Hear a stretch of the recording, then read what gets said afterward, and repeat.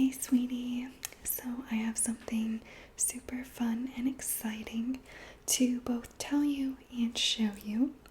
So you know how you said you wanted to get into makeup and learning how to do your makeup and such? Yeah. Well, I put together a basket of things that you can take with you. This is just my stuff that I'm not really using. They've been dearly loved, these products. So just know that they're not brand new. But if you like them and you start exploring and you want to go get brand new ones, we will go on a shopping spree for makeup for you. But I thought that we could start with these basics and I'll show you kind of like a little bit of what everything is. So I put them all right here in a basket for you. And I think I'll just go through them and tell you kind of like in the order in which I would be doing my makeup. Okay? How do you feel about that? Are you excited? Yeah, super excited. Same. Okay, so to start off with, before you do any makeup, you're going to want to have a really good moisturizer on, okay?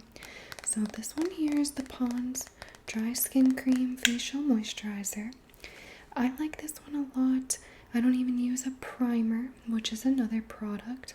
Some people just use their moisturizers as a primer, but it's going to give you a nice, even, glowy base. That way you won't have any little flakes of skin, little specks of dry skin on your face, because the makeup will stick right to that, and you don't want that. So always moisturize, okay? I love this one. I'll let you smell it. It's like a very, like I got at Burlington. Smell it? It's very like light and subtle, right? Yeah, it smells good. And there's a hair on there. Anyway, after you do that, some people like to use primer. We can definitely explore that for you. I do have one, but I didn't put it in here because it's a silicone based primer.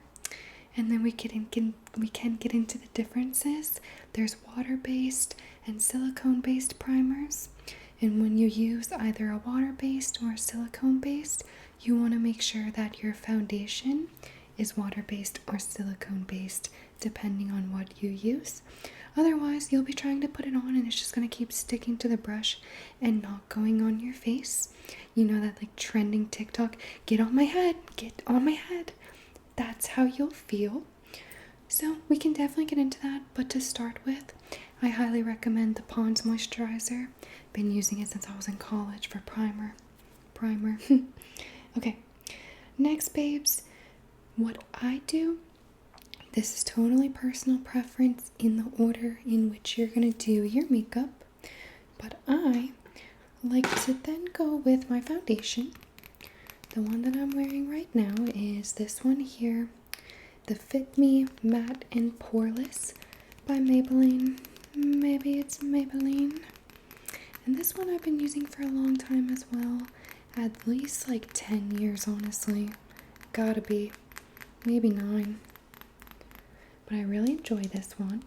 And they have a, what is it called? This one's matte and poreless, and they have a dewy, I forget if it's like dewy and something, but they have a dewy one. So if you want to end up getting more of like a radiant, wet look and not a dragged down matte look. I'm a matte girly. I like to be matte, but there are different ones. So we can always try something like that for you. And this is just a thick liquid, looks like this. Now foundation is just going to give you an even skin tone. If there's any redness on your face, discoloration, dark spots, you put this on and it's going to give you a pretty even skin tone. Now the thing is, there's different coverage levels. So there's something called like a tinted moisturizer. And that's pretty much just like your lotion right here, but with like a hint of color in it. So nowhere near as potent as this. This one's a pretty full coverage, but there's even more coverage than this. So you can start with like a light tinted moisturizer and move your way up from light coverage, medium coverage, full coverage, foundation. I know, I should be a salesperson for foundation, right? I should. So this one's really nice because I do like the matte effect that it gives you. And of course, if you don't like that and you want dewy and radiant, we will get that for you. So after I personally put on my foundation, which by the way, let me show you. You can use a sponge. You can use like a flat top brush like this. This is what I like to use. It's a little bit stuck together because I just used it not long ago to put on this foundation.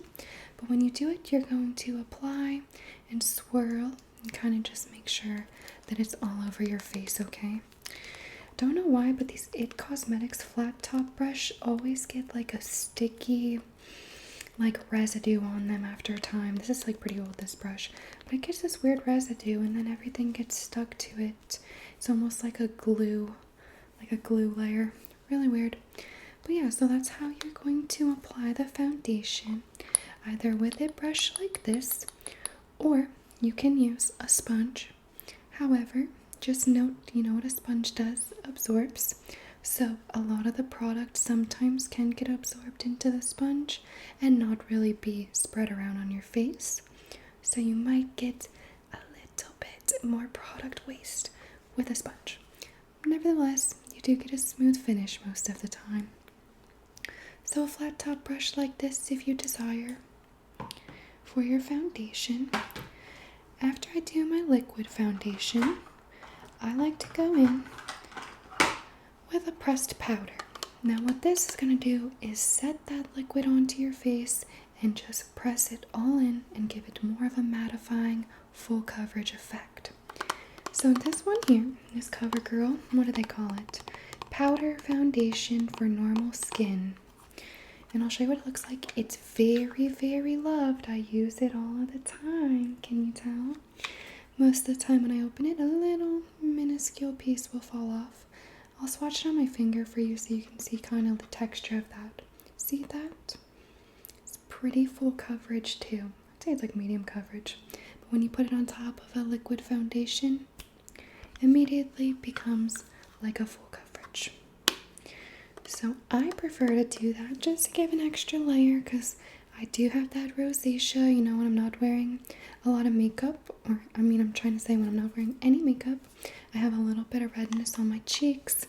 That's just not the norm for me, but I like to cover that up when I do my makeup. As you probably know from going through my makeup, that I know you went through, I don't even own a single blush. I don't like the look of blush at this current stage of my life. I never have worn it up to now, and I don't think I'll wear it because I'm trying to take away from that, but it looks good on everyone else.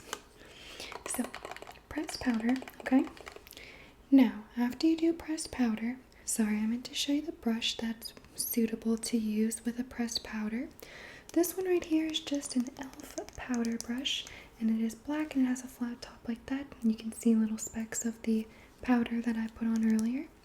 So this one's just nice and loose and fluffy. You don't want it to be too dense. You want it to be pretty soft and able to just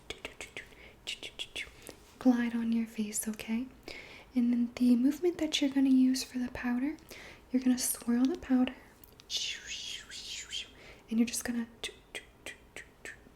to tap, okay? You're not going to swipe. You're just going to tap that all over your face in all the areas that you want to set the liquid foundation, okay? So preferably everywhere, even the eyelids, all that, so you get a good base for your eyeshadow. Okay, moving on, we're going to talk a little bit about some contour. Do you have any questions so far? Do you get everything? Get it? Okay, so for contour, I've been using this one for so many years, I don't even know how long now, honestly. It's probably been expired for a long time.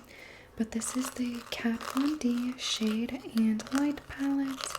And when I open it, you will see how long I've been using it for. I barely use the light one, but I do use the shade quite a bit. And this is in the Lucid and Somber color.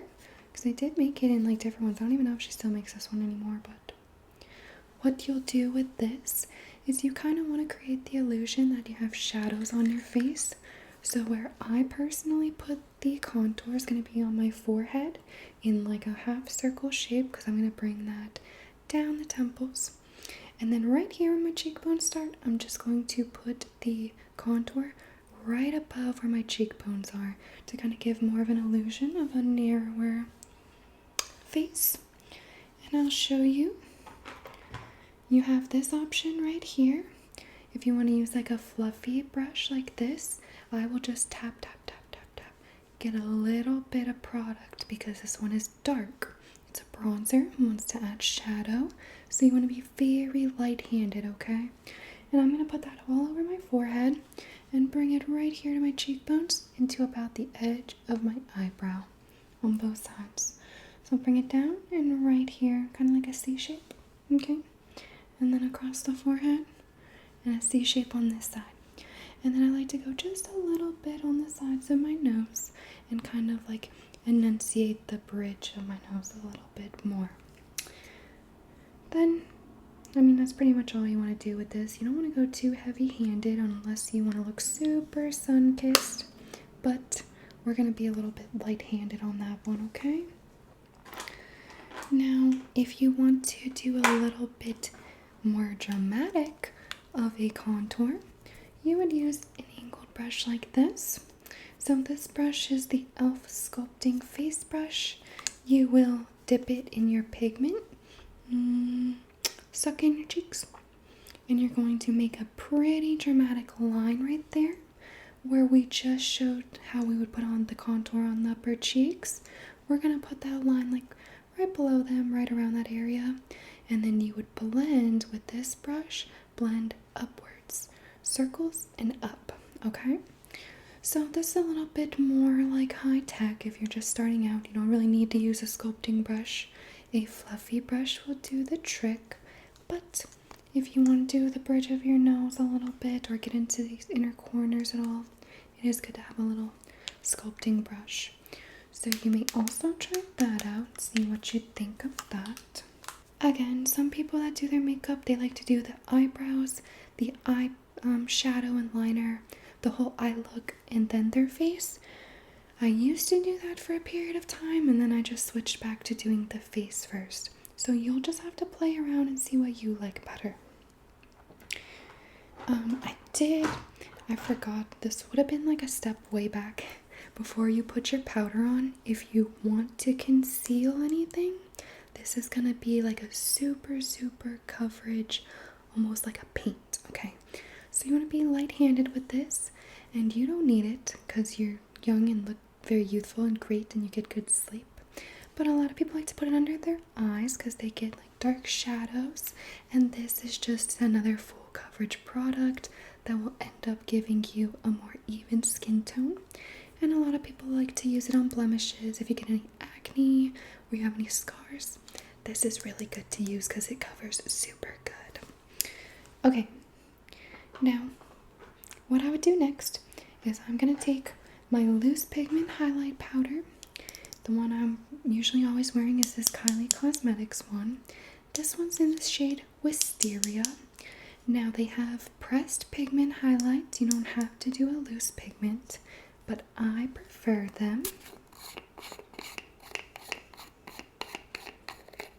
You just don't want to breathe too much of it in because it's very fine particles. And you want to have a light fan brush like this. And you're going to dip. See how they all fly everywhere? You're going to dip your brush in there and you're going to put it right above the contour on your cheekbones, okay? So right above where the light would hit the highest part of your cheeks and face, you're going to dab that on right there, okay? You can do back and forth. I like to just kind of pat and drag a little bit, pat and drag. And I find that that works good. And you can decide how much you want to put on. If you want a lot like me, you could put a lot. If you just want a little hint of it, you can do that too. Now, once you're done putting powders on your whole face, what I like to do is my brows. For you, I was thinking we can get you a brow pencil so it's easier for you to kind of learn rather than doing like a shadow or a gel or not a gel, a shadow, or like a pomade cream, because they're super pigmented. So what I did bring for you to try is some brow gel. This is a tinted one, so it's still gonna add some color, all while being pretty easy to use. Oops. See how it's sticky like gel? And it's like a dark brown color, so it's going to add some color to your brows without having to add any additional fill-in product. So you're going to use this right on your hair and follow the natural shape of your brow. I like to comb upwards. I find that upwards gives a good effect, and then back after you've gone upwards. Let me not get that in my hair. After you go upwards, you kind of like brush them back. So this one's not, it's pretty foolproof on this one. It's not that difficult. I think you'll have a pretty easy time on that. And of course, if you have any hairs that you want me to pluck to kind of shape up your brows just a little bit, then when you apply this, it'll be much more clean, okay? Super easy. Okay, after that, I would move to something like an eyeshadow. So for you, I brought something kind of colorful. I brought you this palette here. This is the ColourPop Lovebird Pressed Powder Palette. And the names are really cute on here, but this one was one of my favorites for a while. And I just thought you would like these because look how cute they are. If you want to do something a little bit more natural, you could do this peachy color.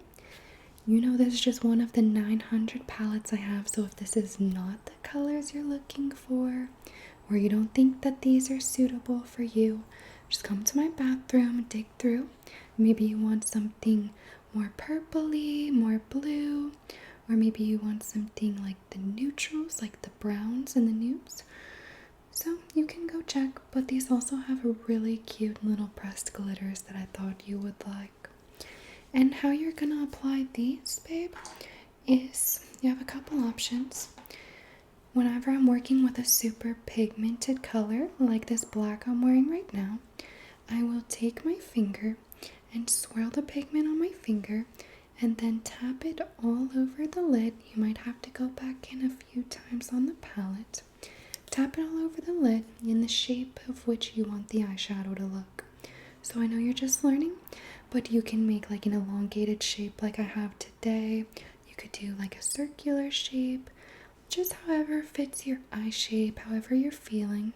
If you want it to come up high by your brows, or if you just barely want the color to show when your eyes are open, you're going to apply that and then take a fluffy brush like this.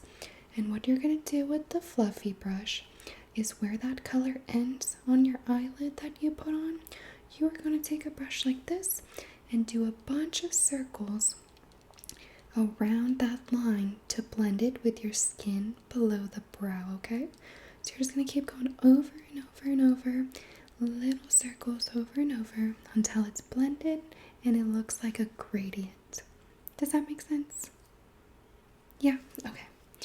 So that's how you're going to apply eyeshadow. If you don't want to do it with your finger, totally fine. I would recommend you use something like this, which is a flat brush, and you're going to use it to pick up the color. Like if you're painting, dip in the color, dip, dip, dip, dip, dip, and you're going to pack it onto your eyelid with the flat brush.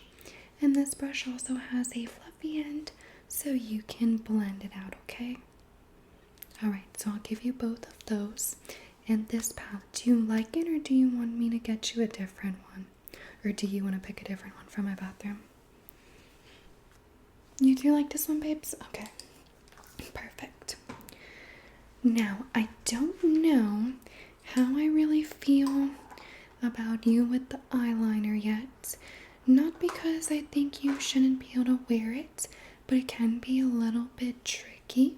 So I would like to teach you how to be able to do your eyeliner, because I don't want you getting any liquid in your eye. It can be very painful and burn. But I did bring two different types to show you. So you have like a pen eyeliner like this, And then you have a little pot with the liquid and the brush.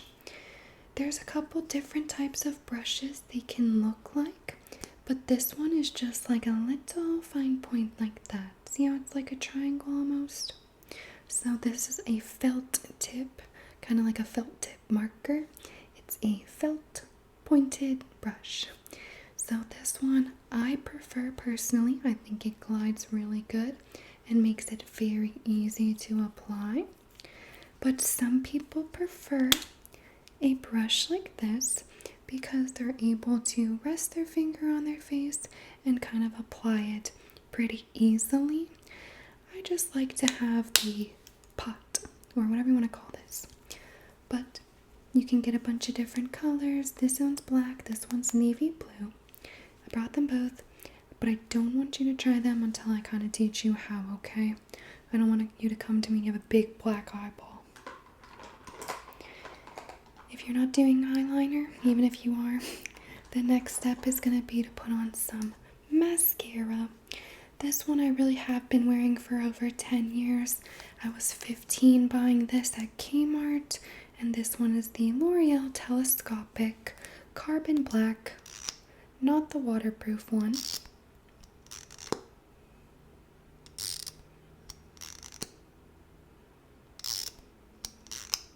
It's a great lengthening mascara, and you're going to put this at the root of your lashes and comb upwards. You can also wiggle a little bit as you comb up, and that's going to add more of like a dramatic volume. This one's more of a lengthening mascara, so you're going to get more length than width. There are more like widening mascaras, thickening I guess you would say, and those are going to focus more on keeping the lashes clumped together and thick rather than long and like lengthy.